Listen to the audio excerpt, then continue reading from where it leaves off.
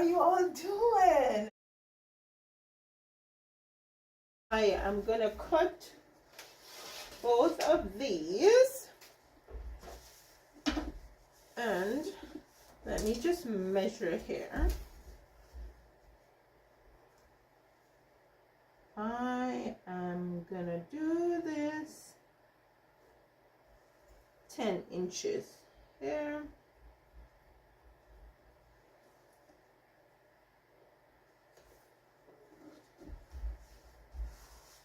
Let's do 10 inches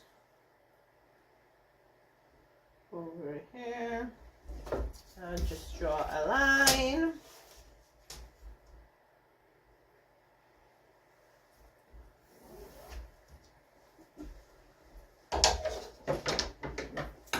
I'll go ahead and cut.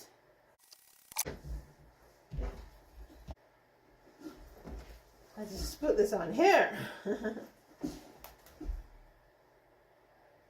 Just turn it around.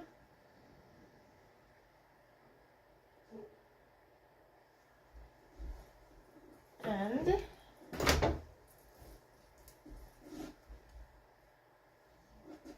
line across. There we go. Can you see that line, guys? I think I can see it.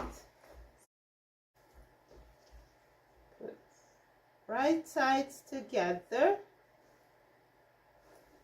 And then I am going to stitch a seam here.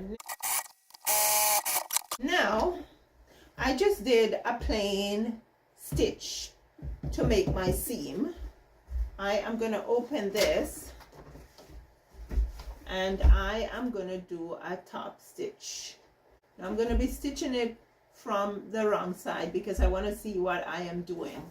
However, I have the same thread for both the bobbin and the top thread, so that's good.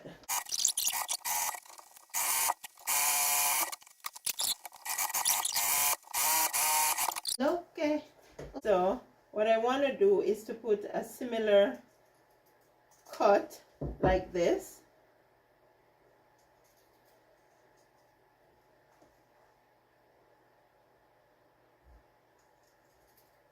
Generally you use a pinking shear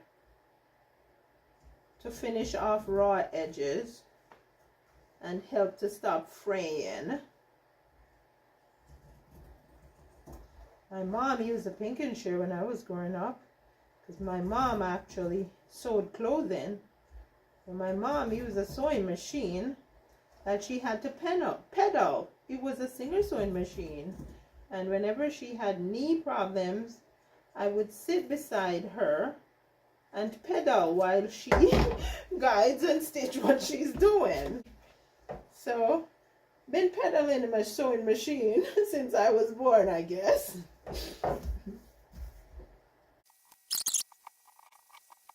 I thought my pinking shear would not be able to do it. I will use them for such a long time. Okay, so I'm switching them. So I'm putting this and this. It's more like color blocking, and I'm putting this on this. And I am going to stitch this onto this. Okay, I think I'm going to do the bottom first, and then I'll do the sides.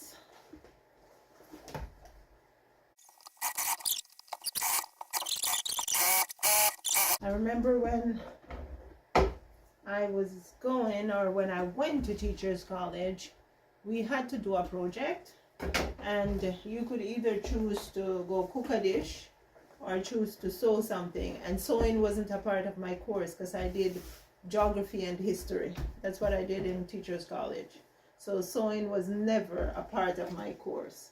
However, I chose to sew a teddy bear, and that teddy bear was so cute. Of course I got A+ for it. And the third year students actually, a couple of them on my flat actually asked me for the pattern because they were doing sewing and they wanted to replicate my pattern to do their project, and that was very flattering.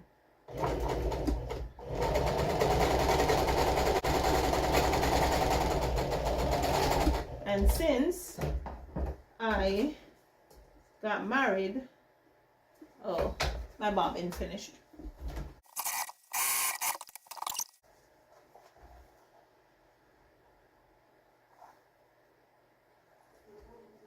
Okay, so I have decided to do something here that's a little different from the other side. And that's the beauty about doing DIY. You can decide what you want to do at any point in time and change your design.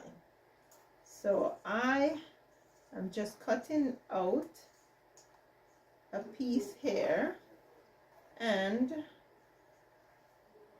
like that. You just saw me cut out the corners. Now, what I am going to do is stitch across the bottom. Stitch across the stitch across the stitch across the bottom. Now, I am going to go ahead and I am going to stitch from here to the bottom.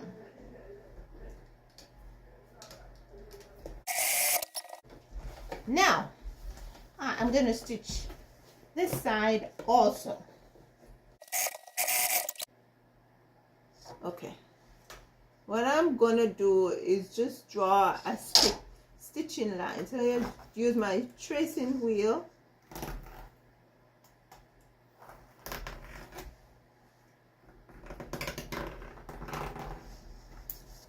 That's it.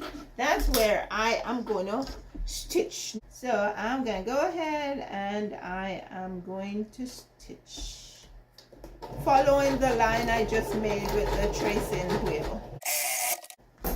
Then the same thing for the other side.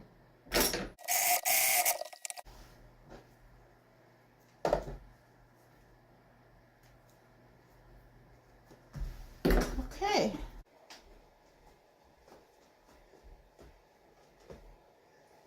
Okay. This was hard. Yeah. This is all for you guys. All for you guys, because I am going to demonstrate the little unit that we just made here, right? In a small space. Small home, a tiny home, space is a premium. So if you can DIY something like this that goes over the arm of a chair or the arm of a couch, you can put your magazines in and you can store them out of the way.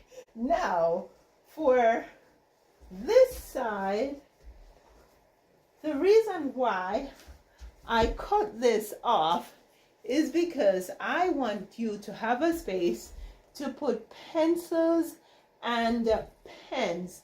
Now I could have gone ahead and stitched this just like it was. However, I don't want you to get your pencils and pens lost inside of this pocket. So that is why I cut it down. It creates not only a different look, but it's more practical. So now you can store your pens and your pencils here, and you can store your magazines in the pockets, right? For this side here, you could even measure off the area that you want your magazine to go, and you could like put another stitch here where you could put like a smaller notepad or something like that.